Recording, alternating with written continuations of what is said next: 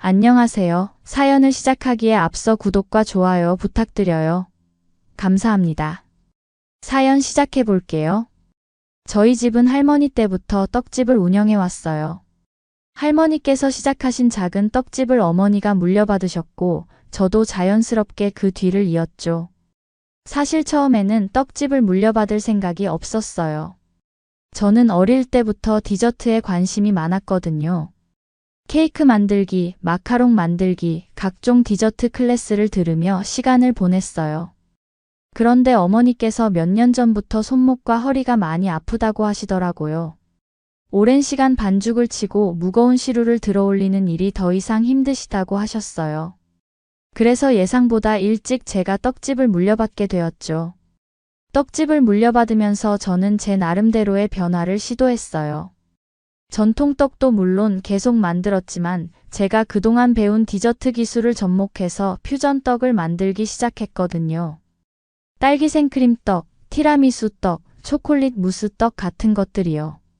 처음에는 기존 단골 손님들이 의아해 하셨어요. 하지만 젊은 고객들의 반응이 정말 좋았어요. SNS에 올라가면서 입소문이 났고 어느새 저희 떡집은 퓨전 떡집으로 유명해졌어요. 주말에는 줄을 서서 기다릴 정도였죠. 무엇보다 저희 떡집이 위치한 건물 자체가 저희 소유였기 때문에 임대료 걱정 없이 장사에 집중할 수 있었어요. 할머니께서 젊었을 때 고생해서 사놓으신 건물이었거든요. 매출이 늘어나면서 직원도 2명 더 뽑았어요. 하나는 전통 떡 담당, 하나는 퓨전 떡 담당이었죠. 다들 손재주가 좋고 성격도 밝아서 가게 분위기가 항상 좋았어요. 그렇게 바쁘게 지내다 보니 어느새 제가 34이 되어 있더라고요. 주변에서는 계속 결혼 이야기를 하셨지만 떡집 일에 매달리다 보니 연애할 시간도 여유도 없었어요. 그런데 친구 결혼식에서 운명처럼 남자친구를 만났죠. 남자친구는 변호사였어요. 저보다 2살 위인 36살이었죠. 결혼식에서 같은 테이블에 앉게 되었는데 처음에는 그냥 인사만 하고 지나갈 뻔했어요. 그런데 제가 떡집을 한다고 하니까 갑자기 관심을 보이시더라고요. 본인이 전통 음식을 정말 좋아한다면서요. 그날 이후로 연락을 주고받기 시작했어요. 처음에는 떡 주문하러 오신다고 하셨는데 나중에는 그냥 저를 보러 오시는 게 분명했죠. 진짜 떡을 좋아하시는 것 같기도 했고요. 저희 전통떡부터 퓨전떡까지 다 드셔보시면서 진심으로 맛있다고 하셨거든요. 몇 달 동안 그렇게 자연스럽게 가까워졌어요. 저도 오랜만에 만난 괜찮은 사람이었고 나이도 있다 보니 결혼을 전제로 진지하게 만나기 시작했죠. 남자친구도 저와 같은 생각이었어요. 더 이상 시간을 낭비하고 싶지 않다고 서로 맞다면 빨리 결혼하자고 하더라고요. 교제한 지 반년쯤 되었을 때 남자친구가 어머니를 소개해주고 싶다고 했어요. 저도 우리 어머니께 말씀드리고 서로 부모님께 인사드리기로 했죠. 처음 예비 시어머니를 뵌 곳은 시내 괜찮은 레스토랑이었어요. 그분은 생각보다 젊어 보이셨지만 표정이 꽤 진지하셨어요. 처음에는 평범한 대화를 나누었어요.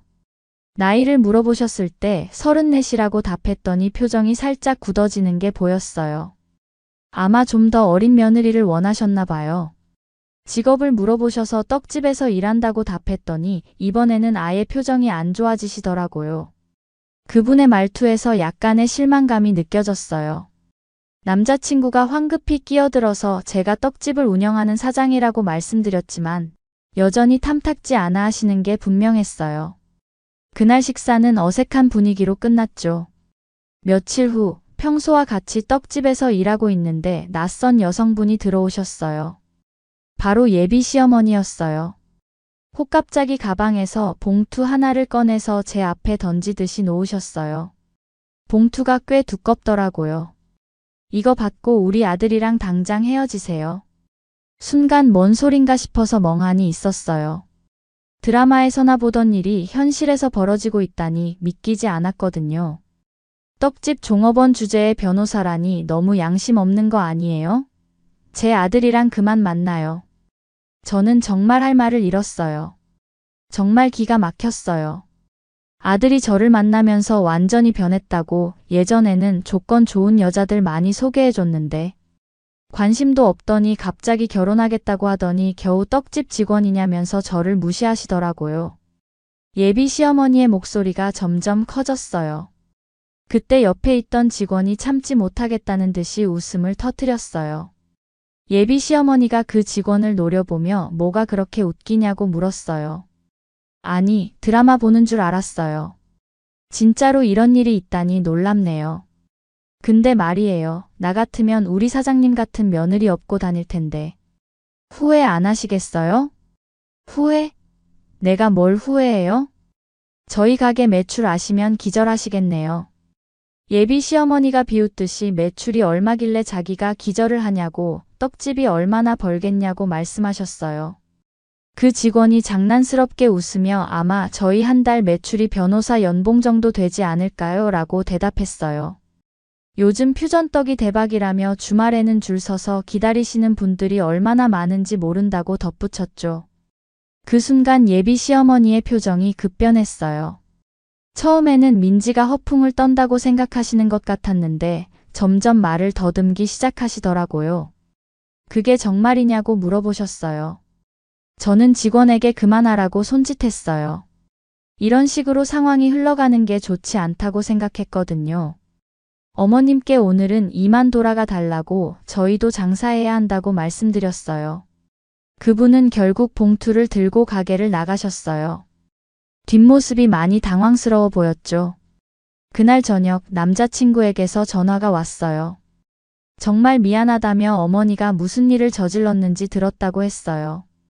어머니한테 잘 설명했다면서 미안하다고 하더라고요. 저는 전화를 받으면서도 마음이 복잡했어요.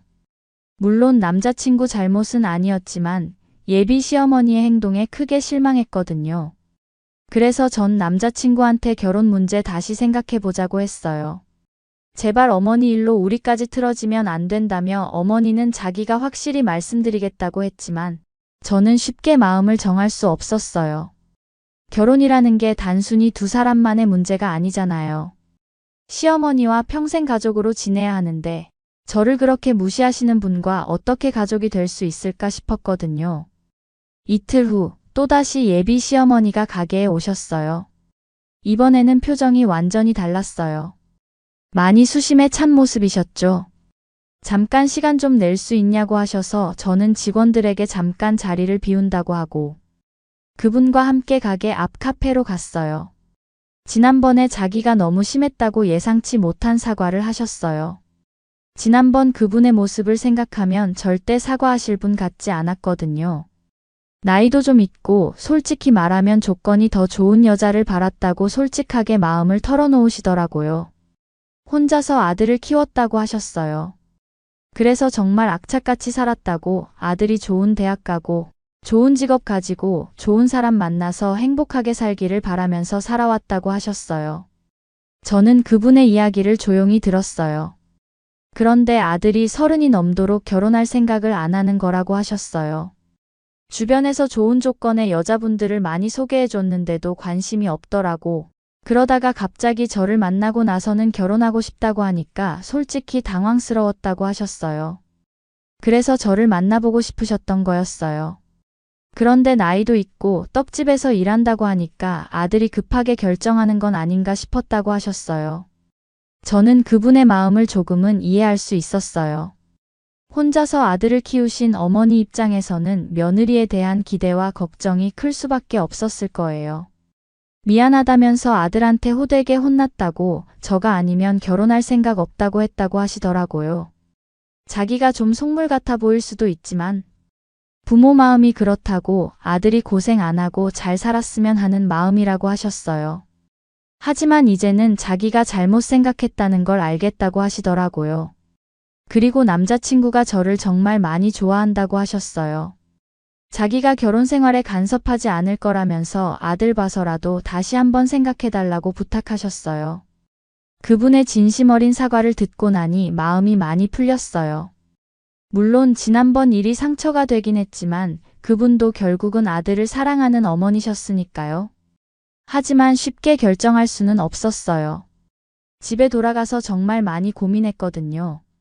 남자친구를 사랑하는 건 확실했지만 결혼이라는 게 그렇게 간단한 문제가 아니잖아요. 며칠 후 남자친구가 직접 떡집으로 찾아왔어요. 어머니한테 이야기 들었다며 정말 미안하다고 했어요. 어머니가 그렇게 하실 줄 몰랐다고 하더라고요. 저도 충격이 컸다고 말했어요. 자기도 어머니한테 정말 화가 났다며 그런 식으로 하시면 안 된다고 했다고, 앞으로는 절대 그런 일 없을 거라고 하더라고요. 남자친구는 정말 진심으로 사과했어요. 그리고 어머니가 앞으로 우리 결혼 생활에 간섭하지 않겠다고 약속하셨다고 전해주었죠. 결국 저는 결혼하기로 마음을 정했어요. 사랑하는 사람과 함께하는 게 더 중요하다고 생각했거든요. 그해 가을에 결혼했어요. 시어머니는 정말로 약속을 지키셨어요.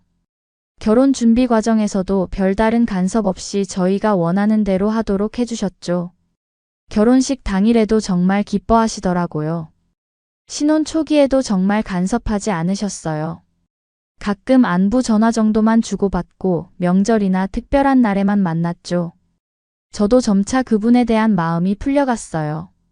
결혼 후 1년쯤 지났을 때 제가 임신을 했어요. 그때부터 시어머니가 조금씩 변하기 시작하셨어요.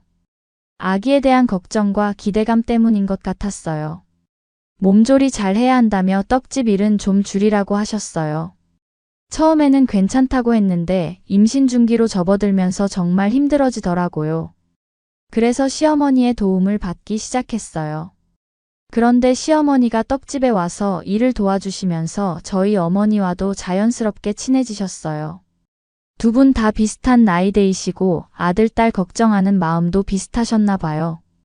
시어머니가 저희 어머니에게 우리 며느리 정말 잘 만났다며 이렇게 부지런하고 착한 애를 어떻게 키우셨냐고 말씀하시더라고요. 저는 옆에서 듣고 있다가 얼굴이 빨개졌죠. 저희 어머니도 장난스럽게 처음에는 탐탁치 않아 하지 않았냐고 말하셨어요. 시어머니는 그 일은 정말 부끄럽다고, 지금 생각하면 자기가 정말 어리석었다고 하셨어요. 두 어머니가 화목하게 지내시는 걸 보니까 정말 기뻤어요. 결혼할 때 가장 걱정했던 부분이었거든요. 지금 저는 출산을 앞두고 있어요. 시어머니와 친정어머니 두 분이 번갈아가며 떡집 일을 도와주고 계세요. 남편도 퇴근 후에는 항상 떡집에 들러서 정리하는 일을 도와줘요. 가끔 그때 일을 생각하면 정말 드라마 같다는 생각이 들어요. 하지만 지금은 모든 게 좋아졌어요. 시어머니는 정말로 결혼 생활에 간섭하지 않으시고 오히려 저를 많이 도와주세요. 친정어머니와도 잘 지내시고요. 요즘 제일 신경 쓰이는 건 출산 후 떡집 운영이에요. 아무래도 신생아 돌봄 때문에 이전처럼 적극적으로 일하기는 어려울 것 같거든요. 시어머니가 걱정 말라며 자기가 다 해줄 거라고, 저는 아기만 돌보라고 하시지만 모든 걸 맡기기에는 부담스러워요. 어머님도 무리하시면 안 된다고 말씀드렸더니 뭔 소리냐며 자기도 이 일이 재미있다고 하셨어요. 오랫동안 할 수 있을지 모르니까 지금 열심히 해야 한다고 하시더라고요. 시어머니의 이런 마음이 정말 고마워요. 친정어머니도 마찬가지예요. 제가 몸조리할 동안은 자기들이 떡집 지킬 거라며 걱정 말라고 하세요. 엄마, 어머님만 고생시킬 순 없다고 했더니 뭔 소리냐며 둘이 함께하면 된다고 하시더라고요. 두 어머니가 이렇게 마음을 맞춰주시니까 정말 든든해요. 사실 처음에는 어떻게 될지 정말 걱정이 많았어요. 시어머니의 첫인상이 워낙 강렬했었거든요. 하지만 시간이 지나면서 그분의 진짜 모습을 알게 되었어요. 겉으로는 좀 차가워 보이시지만 속은 정말 따뜻하신 분이에요. 이런 대화를 나누다 보면 가족이라는 게 뭔지 다시 생각하게 돼요. 처음에는 서로 다르고 어색했지만 시간이 지나면서 진짜 가족이 되어가는 것 같아요. 아기가 태어나면 저희 가족에게 또 다른 변화가 있을 거예요. 시어머니도 처음 손자를 맞는 거라 지금부터 설레하고 계세요. 지금 이 시간들이 정말 소중해요. 가족들과 함께 일하고, 함께 미래를 계획하고, 함께 아이를 기다리는 시간들이요. 그때 시어머니가 1,000만 원을 들고 와서 헤어지라고 했을 때는 정말 상상도 못했어요. 이렇게 화목한 가족이 될 줄 말이에요. 지금은 정말 행복해요. 사랑하는 남편, 든든한 시어머니, 따뜻한 친정어머니, 그리고 곧 태어날 아이까지. 무엇보다 제가 정말 사랑하는 일을 가족들과 함께 할 수 있다는 게 가장 행복해요. 떡집에서 시작된 사랑이 이렇게 아름다운 가족을 만들어냈어요. 앞으로도 계속 이런 행복이 지속되었으면 좋겠어요. 제 긴 이야기를 끝까지 들어주셔서 감사합니다. 구독과 좋아요, 알림 설정까지 잊지 마세요.